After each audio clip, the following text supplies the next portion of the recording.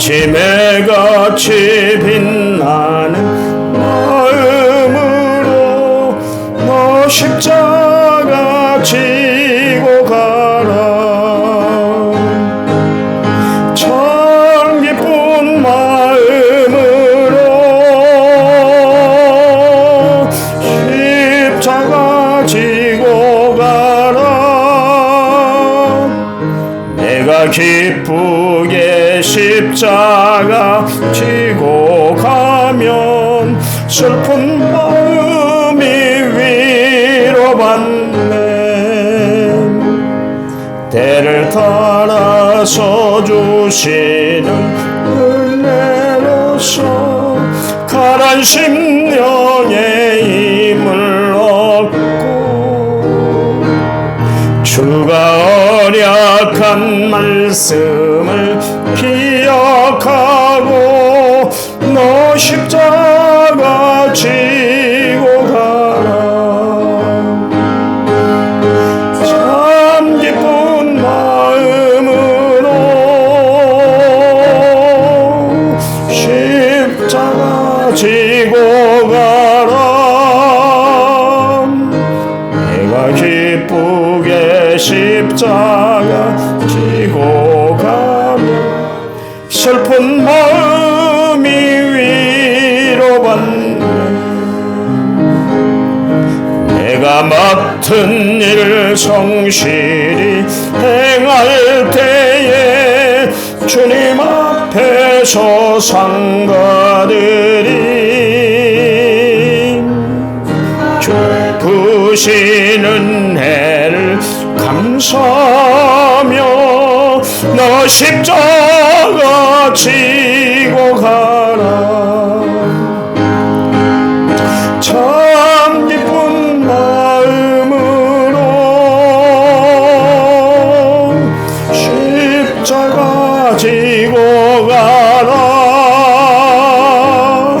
내가 기쁘게 십자가 지고 가면 슬픈 마음이 위로받네. 아멘. 성경 말씀입니다. 요엘서 3장 9절에서 11절. 요엘서 3장 9절에서 11절입니다. 1273페이지 74페이지 9절. 너희는 모든 민족에게 이렇게 널리 선포할지어다. 너희는 전쟁을 준비하고 용사를 격려하고 병사로 다 가까이 나와서 올라오게 할지어다. 너희는 보석을 줘서 칼을 만들어 나를 줘서 창을 만들지어다. 약한 자도 이르기를 나는 강하다 할지어다. 같이 읽습니다. 사면의 민족들아 너희는 속히 와서 모일지어다. 여호와여 주의 용사들로 그리로 내려오게 하옵소서. 아멘. 1차 먼저 6356번째 문자가 하나님 앞에 드렸습니다. 찬양 부릅니다. 찬양집 17번 당신은 하나님의 사람.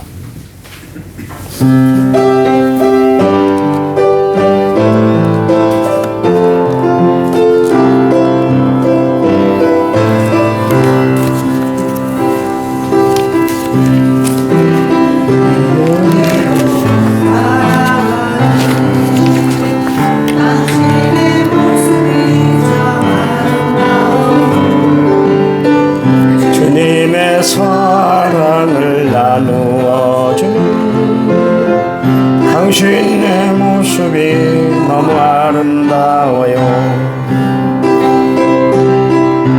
하나님을 감동시키고 세상을 변화시키니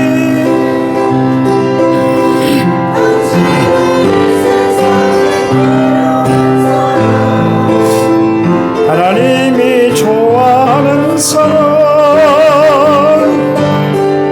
당신 때문에 얻은 세상이 사랑으로 가득 차리요.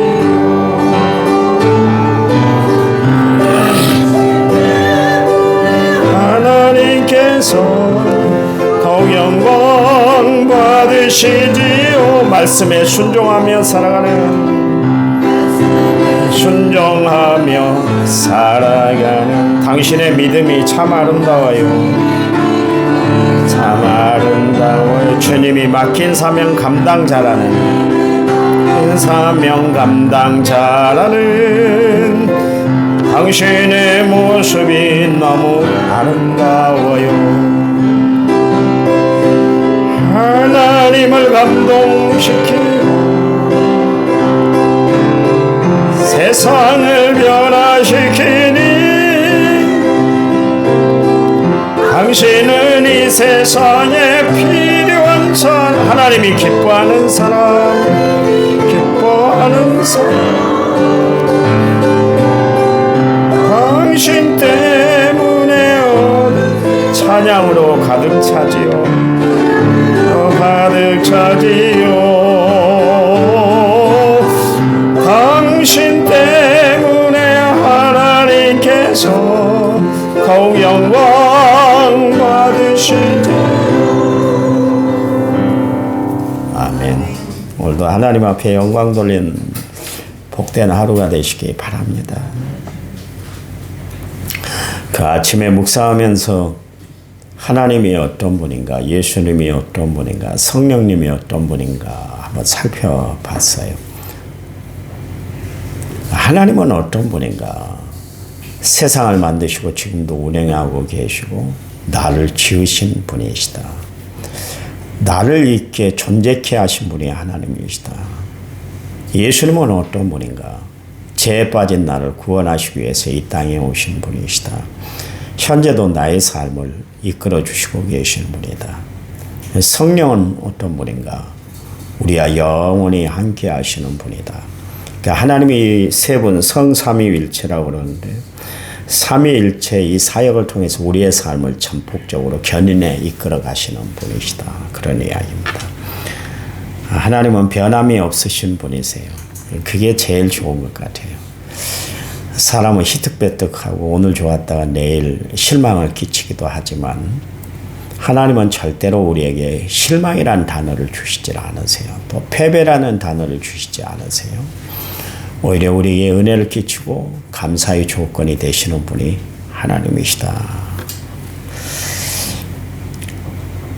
그 요엘 선지자가 하나님이 어떤 분인가 거기에 대해서 이제 구체적으로 이야기를 하고 있습니다. 누가 포로에서 돌아오게 하시는가? 그것을 이제 요엘 선지자가 알게 하는 거예요. 이스라엘 백성들이 하나님 앞에 패역한 삶으로 말미암아 돌이키지 않는 삶으로 말미암아 결국 갈 때까지 간 그들의 삶 때문에 그들이 포로 생활을 하게 됐잖아요. 바벨론에 끌려갔습니다.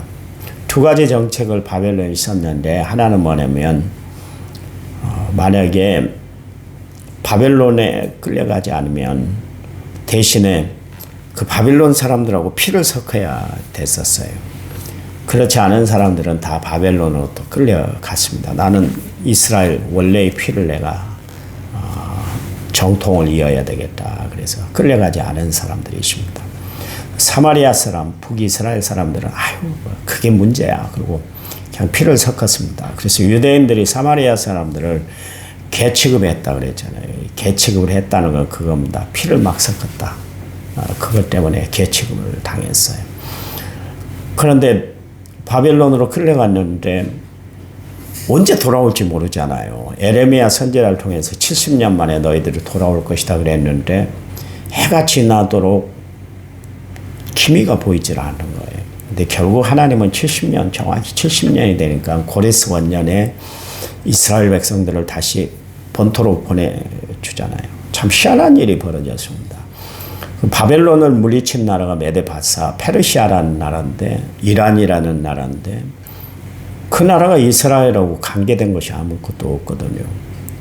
오히려 포로가 더 많아야 되잖아요. 그래야 자기들이 부려먹을 거 다 부려먹고 쓸 거 다 쓰고 그럴 수 있는데 한 명이라도 더 부둥켜 안고 그래야 되는데 고레스 원년에 하나님이 그를 감동을 시켜서 이스라엘 백성들은 다 돌아가 그러십니다. 돌아가는데 그냥 돌아가는 것이 아니라 그들이 다시 성전을 재건하고 성벽을 재건할 수 있도록 모든 돈, 물자까지도 다 지어주고 보냈어요. 참 희한한 일이 벌어졌습니다. 이스라엘 백성들이 시편에서 이야기를 하는데 우리가 꿈꾸는 것 같았다 그러십니다. 그냥 하나님의 역사는 하나님의 인도하시는 거예요. 때가 참에 갈라디아서 말씀처럼 때가 참에 예수님이 이 땅에 오신 것처럼 때가 되면 하나님의 역사가 이루어져요. 그러니까 우리가 기도하는 이유는 뭐냐면 하나님의 때를 바라보고 우리가 기도하는 거예요. 하나님이 끝내는 돌이켜주시고 역사하시고 해결해 주실 것을 믿기 때문에 우리가 하나님 앞에 기도하는 것이죠. 그리고 나서 이스라엘 백성들이 하나님의 은혜로 그렇게 돌아오게 됐잖아요. 하나님은 역사하시는 하나님이세요. 지금도 세계의 모든 역사를 그분이 붙잡고 계세요. 그래서 역사를 히스토리라고 그렇게 이야기하지 않습니까? 영어로 히스토리라는 것은 히스 플러스 스토리, 그래서 그분의 이야기, 그분의 이야기를 역사다 그렇게 이야기를 합니다. 그분이 누구냐면 대문자를 쓰면 꼭 이 영어권에 쓴 대문자는 꼭 하나님을 뜻하는 겁니다. 파들도 그냥 우리 아버지 그러지만 대문자를 쓰면 그게 하나님이세요. 그래서 대문자를 히스토리, 그래서 하나님의 이야기다, 하나님의 스토리다 그렇게 이야기를 하고 있습니다. 역사는 하나님의 경점에 의해서, 하나님의 손길에 의해서, 하나님의 섭리에 의해서 움직여 나간다 그런 이야기죠. 하나님이 세상 역사를 움직이고 계시다 할 것 같으면 우리의 삶도 하나님이 책임져 주실 줄 믿으시기 바랍니다. 그 하나님을 우리는 전적으로 의지하고 바라보고 살아가는 거예요. 그렇다면 예수님은 어떤 분인가? 예수님은 우리의 삶을 구원해 주시는 하나님. 지금 이스라엘 백성들이 그렇게 바벨론 포로로 끌려갔는데 도대체 누가 이스라엘 백성들을 다시 돌아오도록 만들고 회복시켜 주시는가? 하나님이시라는 것이죠. 이스라엘 역사를 구태여 우리에게 주셔서 설교케 하고 묵상케 하신 이유는 뭐냐면 이스라엘 역사를 보면 우리의 삶도 하나님이 똑같이 인도해 주신다 그런 이야기입니다. 그러니까 하나님 말씀대로 살아가면 우리가 축복을 받지만 하나님을 떠나면 그 순간부터 우리는 저주를 받게 된다 그런 이야기입니다. 저주마저도 하나님의 축복이에요. 왜냐하면 하나님을 깨닫게 하는 은혜의 도구가 되기 때문에 그렇습니다. 그러니까 예수 믿는 사람들은 잘 돼도 하나님의 뜻이고 안 돼도 하나님의 뜻이에요. 우리는 안 되면 하나님의 뜻이 아닌 것처럼 막 버텀거리고 막 그것 때문에 괴로워하고 신앙생활에 해이가 들고 막 시험이 들고 그런데 그럴 필요가 없어요. 그것마저도 하나님이 다 사용하세요. 여러분 그저께 김장을 담았는데 김장의 재료들을 봐보세요. 달콤한 설탕만 들어갑니까? 맵디맨 매운 고춧가루도 들어가고 쓰디 쓴 그 액젓도 들어가고 다 들어가잖아요. 당근도 들어가고 파도 들어가고 다 들어가. 그런 모든 것이 다 섞어져서 김장의 속 재료가 만들어져서 맛있는 김장이 만들어지잖아요. 하나님 역사도 마찬가지예요. 우리에게 좋은 일만 주시는 분이 아니라 힘들고 어렵고 고난당하는 일도 주셨는데 그 일을 통해서 하나님은 아름답게 당신의 역사를 이루어 간다는 것을 우리가 알아야 돼요. 그래요. 하나님의 역사는 놀라운 역사예요. 그 하나님이 다시 회복시켜 주신다. 요엘서 전체 요지가 그거잖아요. 나 회복시켜줘. 좀 나만 좀 바라봐. 하나님이 애타는 마음이 요엘서에 담겨져 있잖아요. 좀 나만 바라보면 되는데 너희들 왜 그래? 내가 못해준 게 뭐가 있어? 너희들 입을 것 다 입혀주고 쓸 것 다 쓰게 하고 할 것 다 해줘줬잖아. 누가 해줬어? 내가 해줬잖아. 여러분 그렇잖아요. 여러분 농사를 지어보신 분들은 하나님의 섭리를 누구보다도 깊이 깨달을 거예요. 올해 농사 안 되겠네. 이렇게 비가 안 와서, 이렇게 비가 많이 와서, 이거 어떻게 거둘 곳이 없겠네. 그런데 연말에 가면 다 거두게 하시잖아요. 아예 씨도 없이 말라버리게 한 적은 없잖아요. 무엇이든 그래도 하나로 건지게 하시잖아요. 보세요. 인간이 방법을 쓰고 머리를 막 쓰고 막 그런다고 해서 수확이 달라지는 것이 아니라 하늘에서 하나님이 역사해 주셔야 돼요. 비도 적당히 주시고 바람도 공기도 적당히 불게 해주시고 모든 것 토양이 다 영양분을 갖도록 하나님이 해 주셔야 되잖아요. 토양분도 안 되니까 사람들이 비료를 뿌려서 거름을 뿌려서 어떻게 해서든 양토를 만들려고 하지만 하나님이 그것마저도 거둬가면 사막이요. 사막에서 뭘 거둘 것이 있던가요? 사막은 아예 황량한 것입니다. 그러니 우리가 살아가는 모든 것이 하나님의 은혜 아닙니까?